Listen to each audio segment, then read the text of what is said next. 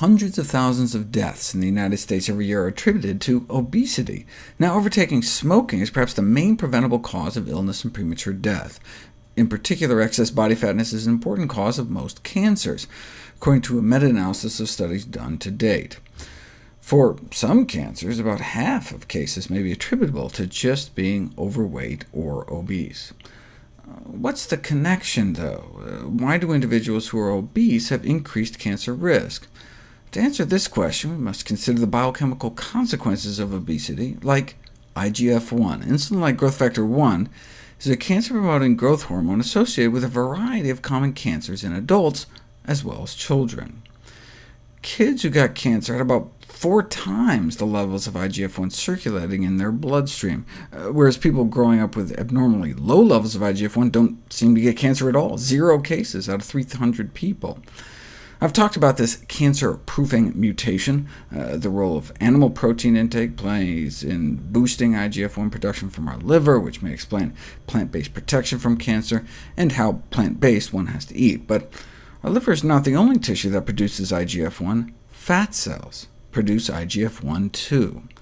This may help explain this 21st century cancer epidemic caused by obesity.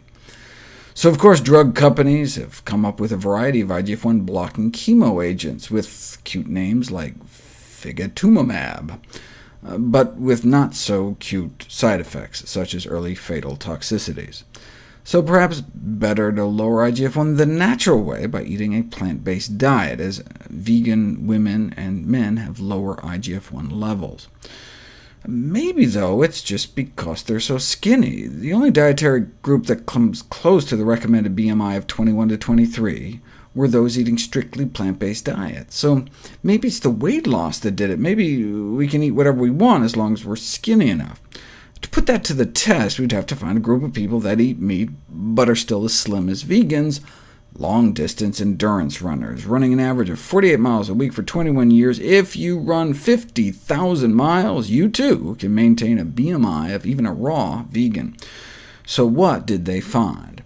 If you look at the blood concentrations of cancer risk factors among the groups of study subjects, you see that only the vegans had significantly lower levels of IGF-1.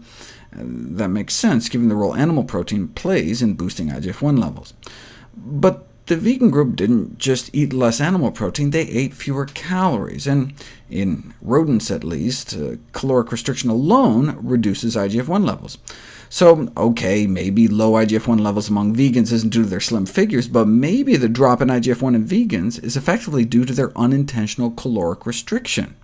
OK, so let's compare vegans to people practicing severe calorie restriction.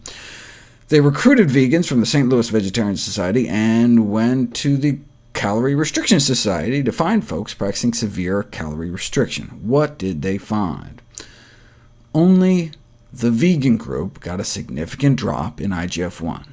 These findings demonstrate that, unlike in rodents, long-term severe caloric restriction in humans does not reduce the level of this cancer-promoting hormone. It's not how many calories we eat. Protein intake may be the key determinant of circulating IGF-1 levels in humans, and so reduced protein intake may become an important component of anti-cancer and anti-aging dietary interventions.